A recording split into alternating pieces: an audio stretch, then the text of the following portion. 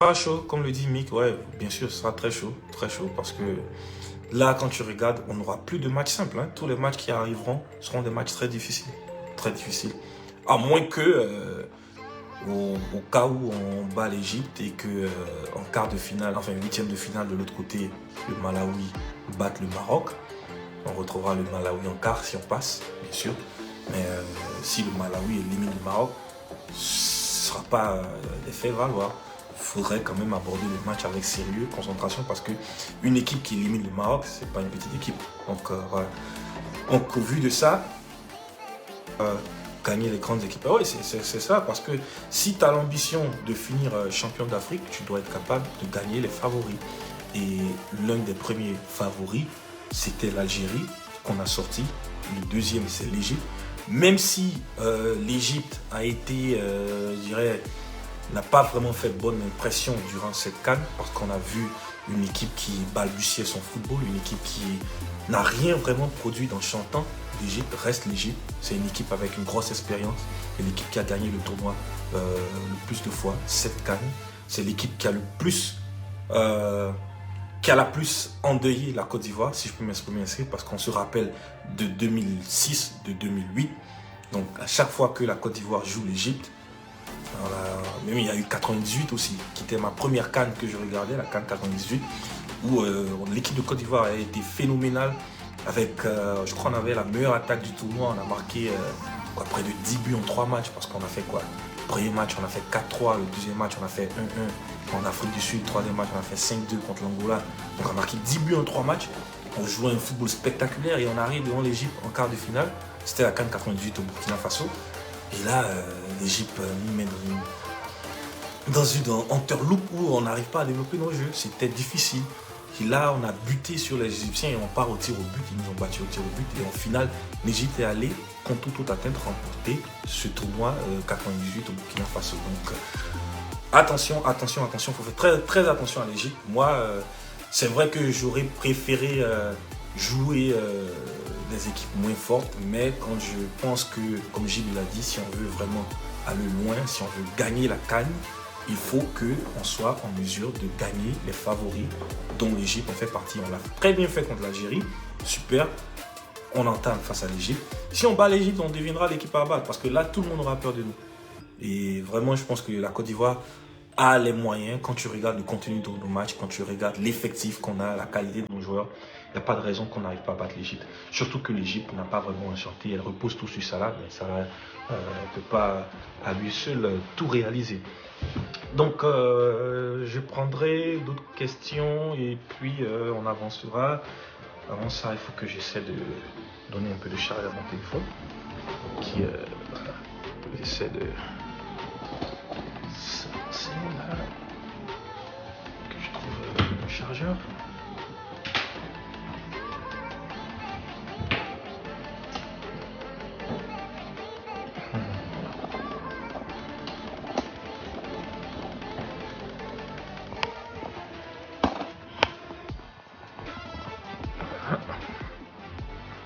Voilà, les aléas du direct, désolé, mais j'ai pu trouver le chargeur. Donc là, on pourra continuer la conversation. J'espère que tout le monde arrive à me voir là. Ouais, c'est super. Super. Ouais, il faut que je m'approche un peu de la caméra.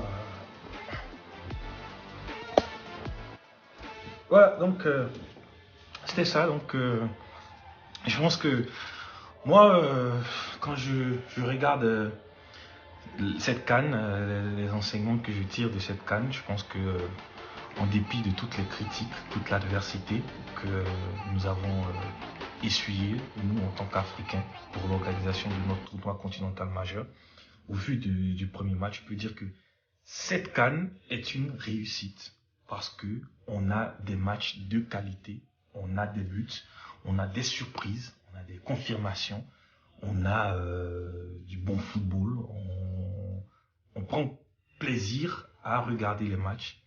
Le seul bémol, c'est les matchs qui se jouent dans des stades pratiquement vides, mais cela, il y a des explications à cela.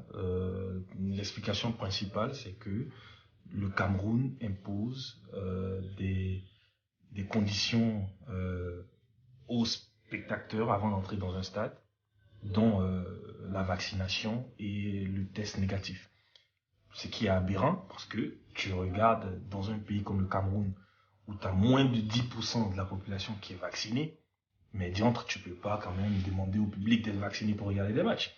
Je pense que ce qui aurait été préférable, c'est que le Cameroun demande à tout spectateur de présenter un test antigène négatif. Parce que les tests antigènes, ce sont des tests qui pourront donner des résultats dans un délai de 15 à 30 minutes. Donc avec ça, au moins, on permettra aux spectateurs d'entrer dans l'enceinte, de regarder des matchs. Et puis voilà, ce sera très simple.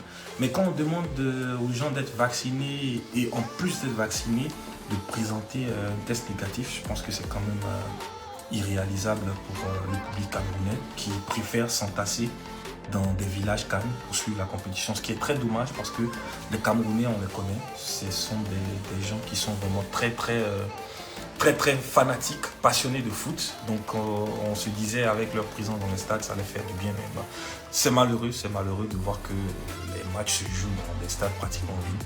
Mais là, c'est à mettre au tort de la CAF, pas au tort du public camerounais. La CAF n'a pas bien abordé le problème. La CAF n'a pas pris la bonne décision. Donc on espère, parce que là, la pandémie continuera pendant des années encore.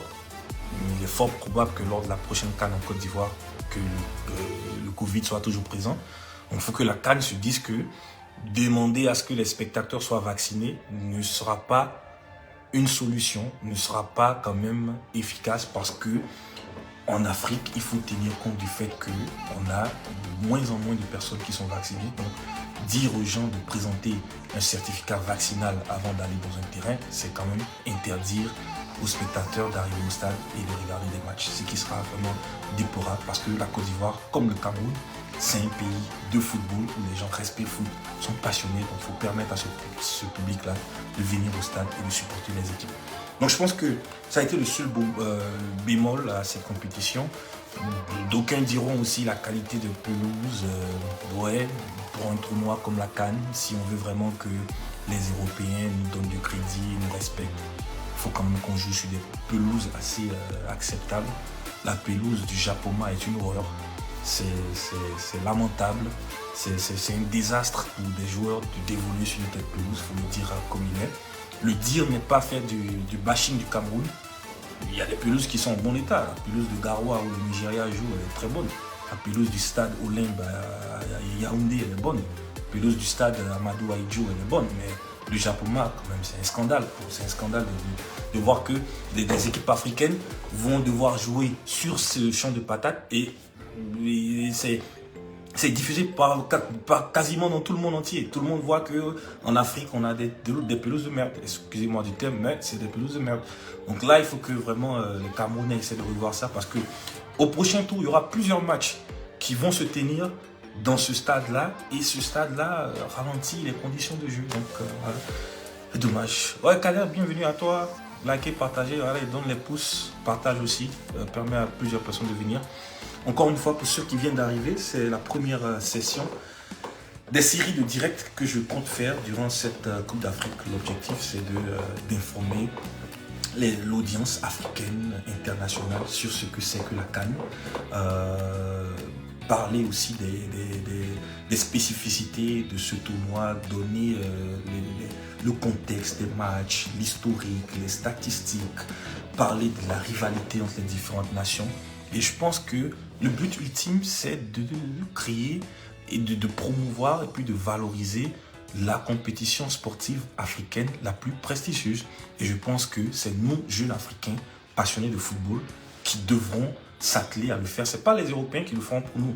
Les Européens sont dans un bashing de la CAN. Les Européens pensent que la CAN, c'est une compétition secondaire. On a vu l'entraîneur de Liverpool, Jürgen Klopp, qui dit que la CAN est un petit tournoi. On a vu l'entraîneur de Naples, Spalletti, qui dit que c'est un tournoi, la CAN est une compétition qui n'a pas de sens. Donc c'est parce que nous Africains, nous jeunes Africains, on ne valorise pas ou on ne donne pas d'importance à notre compétition que les Européens se foutent de la compétition majeure en Afrique. Donc je pense qu'il est important pour nous de parler de notre compétition avec passion et de dire ce qui se fait de bien et aussi apporter quelques critiques sur ce qui se fait en mal pour que le tir soit rectifié. Donc voilà l'optique ou l'ambition que j'avais en faisant ces séries de directs. C'est le premier direct que je fais. Ici sur Facebook, je le fais en français. Pour ceux qui ont Instagram, je le fais en anglais sur Instagram.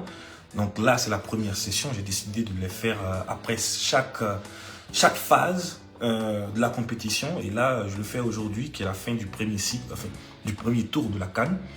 Je ferai la deuxième session le mercredi, qui sera le dernier jour des matchs des huitièmes de finale. Donc après ça, on fera une autre session sur Instagram en anglais et ici sur Facebook en français pour tirer les enseignements de ces huitièmes de finale. Donc avant de